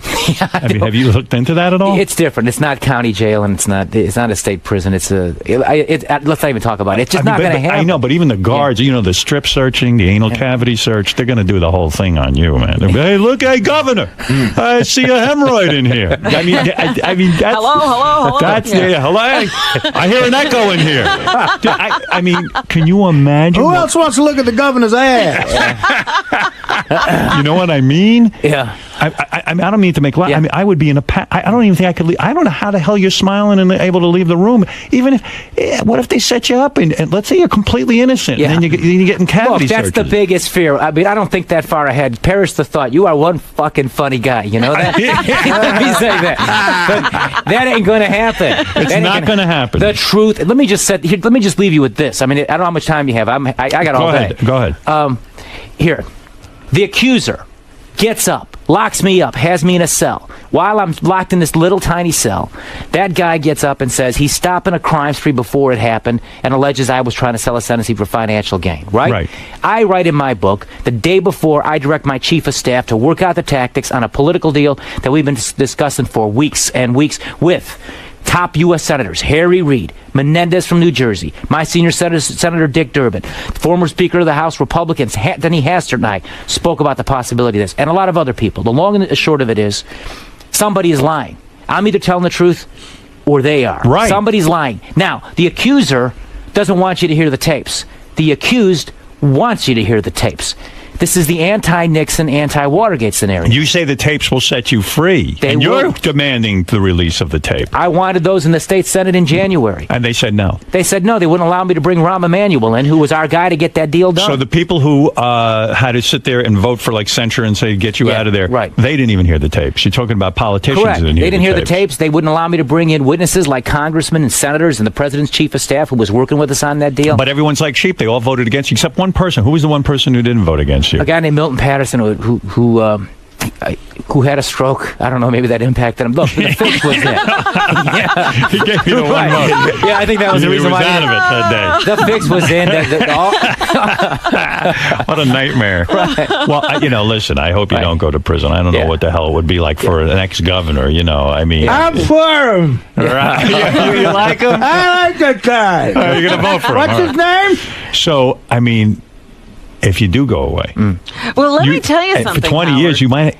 Do you think you would ever make it with a guy in order to? No. Never, right? You would never. No. If you got very lonely? No way. Just masturbation, right? That's it. That's yeah. You're not that pro-civil union. Are you a physical guy? Can you fight at all? I was a Golden Gloves boxer. Oh, you were? Thank God. All right. Yeah. So you What can I was handle going to yourself. say, Howard, was Right. it's even hard on the people who visit you in prison. It's not even, any I know. nice experience. Wah. You get searched. You go through a lot. They take everything from you. You can't bring anything in. It's a real I know. dehumanizing experience for everybody involved. Now, your chief of staff has said he's going to testify against you? Allegedly, yeah. What do you think of that? I think he did some wrongdoing at O'Hare Airport when he was there, and I think they found that. And I think, we've looked at what he says he's admitting to, which isn't even a crime. And I write in the book he may want to get himself another lawyer. I think he's so afraid of what they're threatening him with that he's simply going to say he did something he didn't do. Well, listen, I mean, I wish you luck with the trial, and maybe, who knows? Is it possible this whole thing could be thrown out if the judge listens to some of the tapes and stuff, or maybe they'll just back off, or it's definitely going to go to trial? We're preparing for trial. You're preparing for trial. And looking forward to the chance. Yeah, well, what is the procedure there? Was there a grand jury, or was there a? That came later. After they arrested me, they had 90 days to kind of put together their evidence, and then on like the 89th or shortly before the 90-day period, they went to a grand jury. I see. The jury selection's everything. Go with black guys. Some of the church ladies are very tough. I'd like to see a black jury. I think you need that Dr. Phil. He helped Oprah. Yeah, Dr. Phil will pick the jury. He knows how to do it. Go with no bald guys. They're going to be jealous of your full head of hair. I do a lot of this profiling. We should have you come in as a consultant. Let me help you with that. Listen, Governor Rod Blagojevich, his book is called The Governor, and it's in stores now. Go out, take a look. It's in his own words. He wrote it himself, and he asked that you give him a chance and buy it. And it was an honor to meet you, pleasure to meet you, and I wish you the best of luck. Again, I don't know. Listen, Robin, I don't know. If what he's saying is true, this is a travesty, and it's an injustice, and you shake when you hear of things like this happening in America. Yeah, and to a governor in the fifth biggest state in America, this could happen to me. It could happen to anybody. Yeah. Oh yeah, I know. This will be one of the great comeback stories in American history. Listen, you will see. And if you are vindicated, I'll get behind you to get you reelected. If you don't get reelected, I'll give you a job here. We need a tape TV show with JD. He's overwhelmed back there. Can I join Richard and Sal and do practical jokes? You can do crank phone call. You can go I back used to there have the now. president's phone number. We could play jokes on him. Get the president's phone number. Come in here. Let's make a couple of phony phone calls and have a good time. But anyway, I wish you the best of luck. I really do. And the book is called The Governor. That's what you got to get. And I wish you all the best. All right, we'll be back right after these words. It's about Jason Kaplan, one of the producers back there. Jason Kaplan is an asshole. Jesus. Not only is he a fat piece of shit, he's a know-it-all fuck who likes to stir up shit. Every time I hear him speak, I want to crush his skull with a baseball bat. Have another party for your cats, you faggot. I think this is one time to petition the fans to voice their opinions and keep this asshole off the air. I guess Jason was on the wrap-up show. He's on a lot. You know, Howard, they were particularly upset with him yesterday because he was talking about what a bad father Scott is for pushing his kid into music, and people were getting pissed. 6 months ago, it came out that Scott was using the studio after the show was over to mix music, and Howard screamed at you on the air. Don't use your work time to mix your son's band. Wait until after your shift is over. Which I was. Well, that's not what it sounded like when you two were arguing on the air. You were doing it at like 12, 1 o'clock in the afternoon. Hey, Scott, so what happened? So you bring in blank CDs from home. Of course. And give them to Casey? No, did you? He also brought in a generator to plug the machine in. I used the electricity. That's right. I used my own electricity and my own blanket. Scott's like the opposite of every other parent. It sounds like your son has moved on to try and get a regular job, and you're pushing him to pursue a music career. Well, because, we think that he's got a lot of talent. So we don't want to see him, maybe someday in the future go, you know what, I should have not given up. I should have explored all my, talents and done what I could. He's a great writer and he's a great singer. I don't want him to just give up. This isn't what he wants, dude. Like, why are you... I know what my son wants. But if he's not working on it, then why are you... Let me tell you something. My son wants it to be handed to him. He wants somebody to come up to him and say, here's a record contract. Well, isn't that what you're doing in a sense? I mean, you're doing the work for him. I'm trying to help him. I'm trying to, You're handing it to him. I'm not handing him anything. You're handing him labeled CDs? I know that. You just said 5 minutes ago that, you're the one kind of pushing this. You just said I'm now pushing it because he came back to me with new stuff and new material, and I don't want to see him go, all right, you started again, don't go back and forth. There's Either no you got to do difference it between you and those women that take their kids to those beauty pageants when they're little. Yeah, did you hear that whole thing? I heard some of it, and you know what? There was something a little disturbing about it, but I think Scott explained it away at the end of the show. He said his kid wanted to give up music, but he was pushing him to keep in it. Yeah, that's even weird. And then also a lot of people wrote me and said, why didn't I get angrier with Scott about the fact that he's using company time and using interns to make labels for his son CDs. And the thing was, I just didn't want to waste a lot of time on the show yesterday. We were so busy with it. But, basically, it does disturb me. And from what I hear, Scott's been doing this for a long time, having interns make labels for his son's CDs. And that means Scott's not busy enough. That's all it means. It means that, we've got to find more for him to do. I heard this yesterday, and, Jason and Ralph were being really hard on Scott, man. I mean, it's like they what I didn't like about it a little bit is they were insulting his kid a little bit. Oh, I shouldn't do that. They were Ralph was calling him his dopey kid, and that's not right. First of all, Ralph's never had kids, and Scott is a guy who loves his son. But Scott, I did hear some of this, and I think first of all, I haven't ever had interns doing labels or any of the. Gary, give me the truth. No, never. Not from what I hear. All right, well, I don't know what you got. They've all asked to be in the intern protection program, but they've all squealed on you, Scott. Really? Yeah. They're all scared shitless. They're all scared shitless. Yeah. Right. You bring in all of those interns. But they can't because they're afraid of you. What did they say, Gary? That Scott's been doing the labeling thing forever and been working on his son's music. Not that for many semesters. Not that it's all that you do. First of all, this is the first time he's recorded anything in years. So I haven't been doing anything. This is not the first semester that people have been asked to work on. One of your old interns reported to us that you spend most of your morning working on your son's website. That's number one. We know everything that goes on back there. No, I don't work on my son's website. I don't do anything on my son's website. I don't have any access to my son's website. They all came forward. All right, fine. There's no hiding it. Some of them are lying. Could you work on my website? Was this the first time you had your son's labels being made, or were there other times? The first time ever here. By an intern? Yeah. No, by anybody. By anyone. Who cares who did it? No, I've made them myself. Oh, you have? Yeah. I've never had an intern make them. That's even worse. I mean, you're on my own time. Oh, I see. Not Why is it so important again for your son to be a rock star? It's not important. I mean, you're a stage father. See what Scott said. What Scott said yesterday. This is the part that everybody thought was a little strange. I mean, Scott's trying to be a good dad, but he said that his son is lazy when it comes to the promotion part, and Scott's sort of job is to push him. And everyone was sort of like, well, if your son is lazy, maybe it means he doesn't really want it, and you should just let it happen naturally. He's like, no, he's got the talent. I have to help him do it. The way I explained it away. Here's one of your interns. Go ahead. What are you coming forward? You're a very brave man. He's got protection. I told him. All right, you got protection. That's Go Casey. Basically, Scott really does love his son's band, and oftentimes throughout the work day, if he has a free moment, and this is after work is done, he'll hop on the website, see how traffic is doing, see how the son's band is doing. That's not working on a website. That's once in a while checking the website. That's about it. Right. He's pretty proud of his son. He wants to see what's doing, so wants to see what the general consensus is of the band. What I got from him yesterday, Scott's in a difficult position because clearly his kid's talented, right? Right. So, but the son doesn't want to be in music. I know, but it's like as a parent, if you see a kid who has some talent, and most kids don't, but it's got to be important to the kid. Sometimes the kid's too young to. Maybe the kid's being realistic and saying, "I need to get something going that's going to support myself." He is. Well, if my mother was realistic at 23, I would be at the port right now. Let me say what happened. Okay, so you all know he went on tour with a band in Europe. So he came back and he was pretty disgusted with music. He didn't want to do it. Right. I said, fine, you don't want to do it? You got your taste? Fine. That was 2 years ago. Right. A few months ago, he came to me and said, I have a new band. I want to record some new material. Okay. I didn't push him at all. Right. I said, all right, we'll put it together and record some new material. All right. So we recorded some songs. And then a few months later, I guess he was arguing with the band over the way things should go. And he got frustrated. And I was telling him, don't give up. Finish what you wanted to start. You only did 4.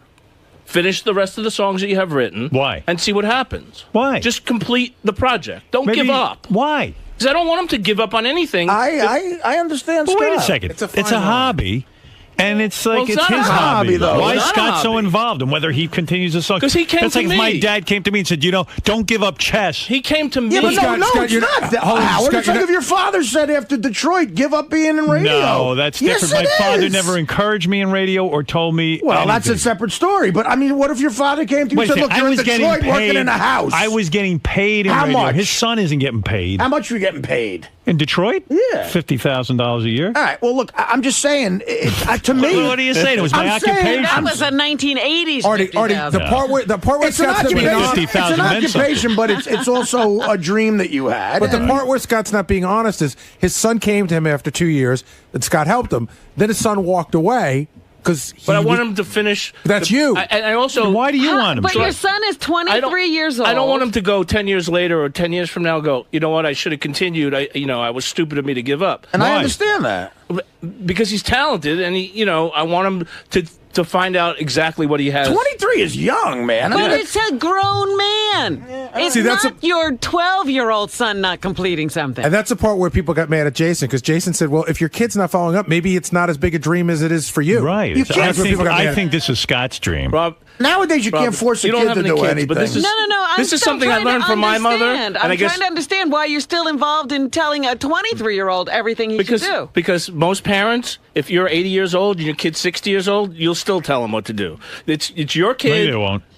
Please. Wait a Your second. father never still. My father would tell me what to do in his opinions. Well, on I things. give him my opinion. And I tell him that. Why is it your opinion that he should continue in the music Why business? is it my opinion? Yeah, because I well- think he's very talented. But he doesn't want to do it. He's telling you, Dad, I'm not into it anymore. Listen, nowadays, Read the signs. But nowadays, you can't make a kid do I'm not anything. If the making kid him really do didn't, if the anything. kid really didn't want to do this, he wouldn't do it. You go to he your- wouldn't do it. you He's go going to to your a room- studio and writing songs. You go to your room and be a rock star right now. I never said that at all. At 23, he's I'm being not making. assigned. I'm not making him do anything. All right, listen. See, Scott's probably got another thing going on because we're talking about a 23-year-old who lives on his own, which is not Scott's son's case. He lives at home. That's always a different relationship. You're a different 23 when your parents still pay the bills. Right. He Well, needs to, definitely. well, what he's trying to say to his father is, I want to get the fuck out of your house. He needs direction. I need a job. I can't be if you're going to keep me infantilized being a make believe rock star the rest of my life. I'm never going to be able to get out of your house. He's going to school. I Right. mean, he's learning. What's he learning? Computer technology. Good. He's going into that area. That's smart. He's going to He graduate. hasn't given up on that. No, he's going to graduate at the end of the year. He figured out this is what he wants to do to make a living. And I said, you could keep doing that. You could do music on the side and see how it goes. You don't have to. I mean, you could keep writing and keep trying to perform. But he doesn't want to. Okay, but that conversation's over. Now, if the kid really didn't want to do it, he would stop doing it. Oh, I know. And he would tell me, leave me alone. I don't want to do it Sounds like anymore. this is your dream. I felt bad for Scott because I was saying like there are so many stories of athletes whose fathers pushed them, and now they all hate. Like Andre Agassi doesn't talk to his father. Keith Hernandez didn't talk to his But father. this ain't Ken that Norton guy. didn't talk to. But it is because it's where the father feels like they're so helpful in that business that they feel like they've helped create them, and then the kid ends up hating them. Scott's son is. I mean, Scott's busy making labels. Let Scott's son make the labels. Tell him to come in and make the labels if he really wants. That to I do it. agree with. Okay. I mean that. But if he's That was the question yesterday. The motivation of the son. How motivated is he? he's motivated to write a whole fucking album. But That's then something he that's not could just spontaneous. No. He could sit in the basement with his album. I don't know. Scott's way into this. He loves it. I think Scott sees this as his ticket out of Yeah, here. it's my ticket out of here. Yeah. It's my ticket when you retire. I can tell. Ralph, what do you want to say? You've said we enough. go. I think. Here's Ralph. My point on the wrap-up show was that Scott is clearly living vicariously through his son, and really, if the kid was any good, he would have made it already. Because No, that's not true. but you He's promote his 23. music He's only all the time. 23. Ralph, you know how many talented people there are out there that Yeah, who don't get the Howard Stern show as who a don't voice. who don't make it, and just because it's so hard. I'm great that I'm in a position that I could try and help him. But There's a guy on American Idol who's clearly he can sing and stuff, but he's been 5 years. He's 25 years old. He hasn't made it yet. I think if he was going to make it, he would have made it by now. His dad wouldn't have to press CDs back in that little hole there. All right. Thank you. Well, that's kind of harsh, you know. I mean, I know a lot That of. was the problem with the argument yesterday. They were all being very harsh. Right. I know a lot of real funny comics, genuinely funny, who I could march in here and make you laugh, but they haven't. They're broke, you know. I mean, it's tough. All right, Scotty. Listen. Well, let's hope your son makes it. That's what I say. So you can have something to do. It's not about making it or not making it. It's about don't give up on what you know. It is about making it or not making it. But is it his dream? That's the question. You saying don't give up on his dream, but is it his dream? No, he loves it. I know he loves it. Scott gets mad at He me. knows I know that Scott loves his son, and I know that Scott wants his son to succeed because he wants him to succeed. But I say that Scott looks at that kid like he's a human lottery ticket. Absolutely You know, not. like if that not kid at succeeds, he could tell us all to go fuck ourselves. See, I don't think that. No, I don't think that at all. I want him to do better than me. I mean, I want him not to struggle. I want him to have a good life. I mean, doing computer technology is great. He can make a decent living. But he can't say F you to everybody. That's right. I want him to be able to say F you because I can't. Yeah, I mean, I want him to be in that position. He wants his kid to get rid of that black cloud. That's right. All right, so that's fair enough. You love your son very much. That I know. Okay, and he is a talented kid. I do love his music. Yeah. All right, thank you. All right, Scott. Enough of that. It's torturing me. Thank you very much. I mean, I can't take it. Hearing about that. Scott. Oh, you again. What is this with all these other interns that have so much stuff I don't know. on? I don't know any of all these other interns because that never happened. So I really don't know where they came from. You only have your one intern making just a few CDs? That is correct. You are correct, sir. There's something about all this. Does he hear, all this He talk doesn't on the hear it. show? No, he and he has no idea this is going on? No. No, get out of here. No, he doesn't. Really? He doesn't get messages saying, He knows hey, I'm I sure. heard, He knows that I'm trying to help him, and he doesn't listen to the show, so he doesn't know exactly what's said. But he must get some feedback from friends. I'm sure friends tell him and shit like that. Does he appreciate that? Does he thank you for it?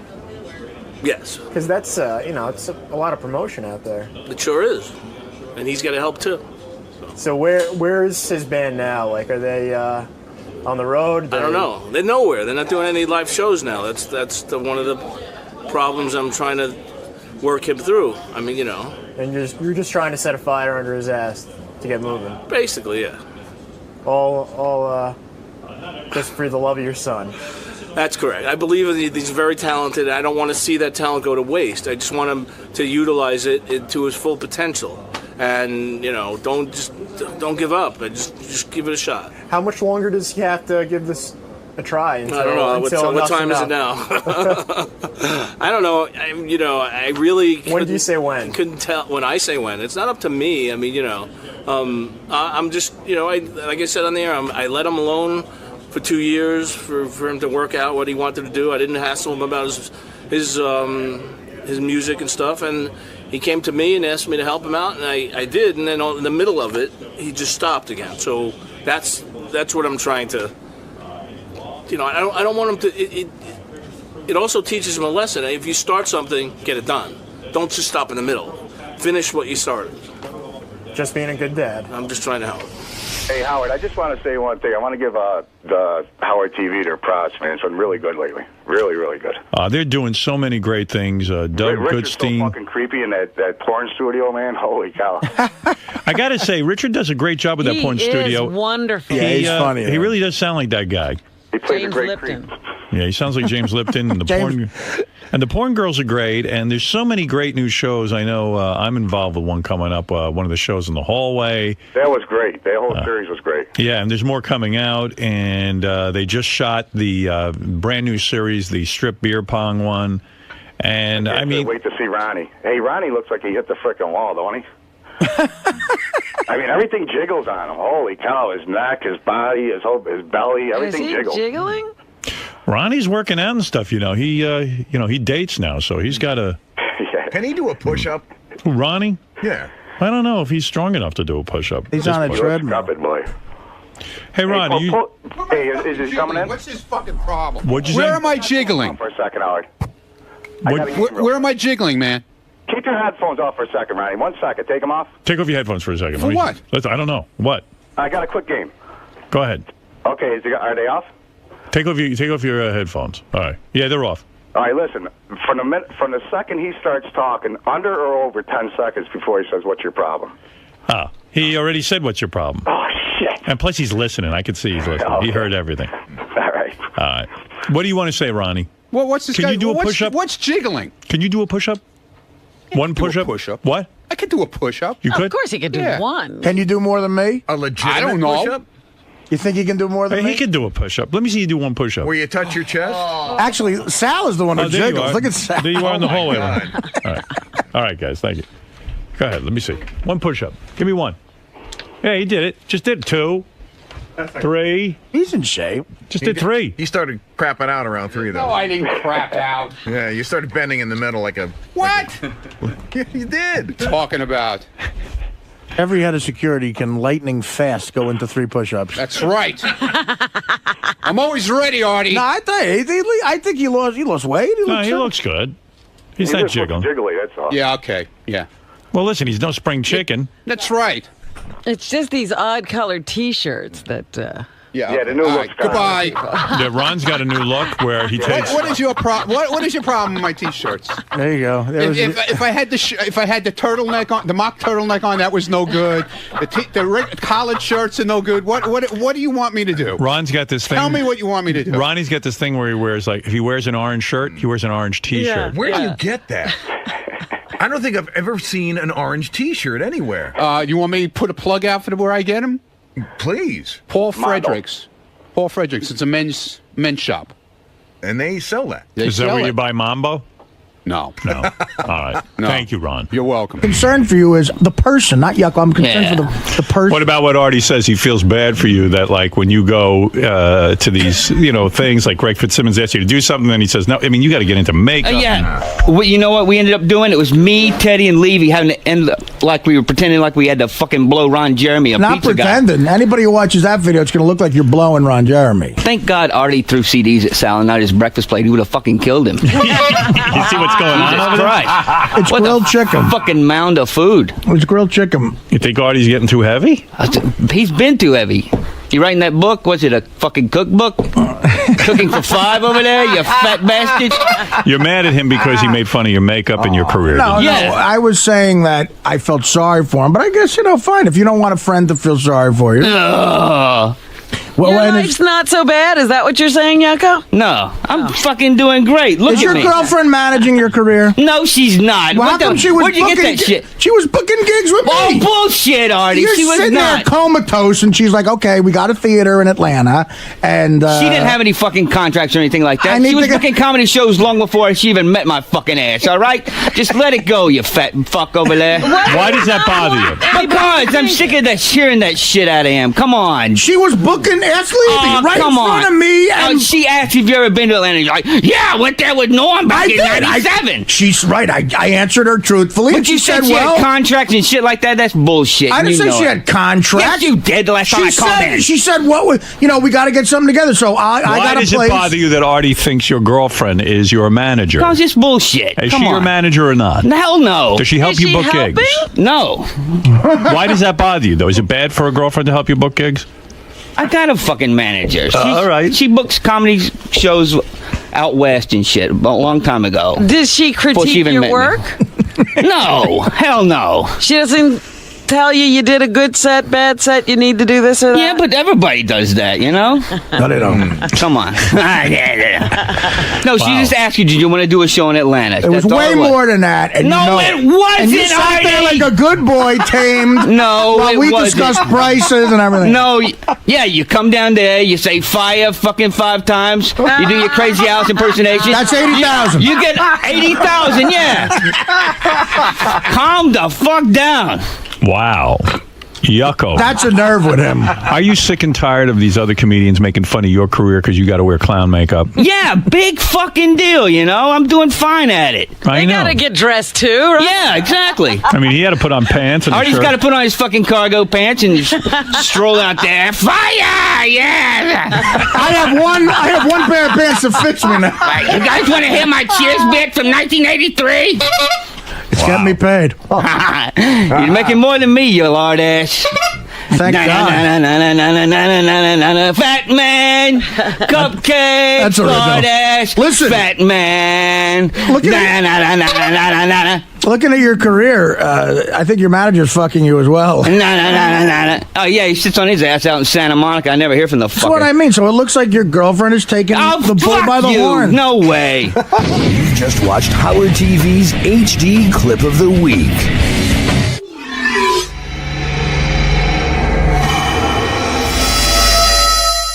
I'm going to play a couple of things that have been happening, including Sal's weird pronunciations. You know the word villa? Yeah. I have a villa in France, perhaps you'd say. He calls it a villa. I hate to say this. Yeah. You're wrong. But in Italian, get out of here. You're in America, asshole. First of all, I'll tell you what. You're not from Italy. You didn't grow up in Italy. You've never been in Italy. Right. I've been to Italy. Yeah, okay. Here's Sal from the wrap-up show yesterday. Listen to this guy. Women love men who are successful. So you have to play the success card. You have to paint the big picture.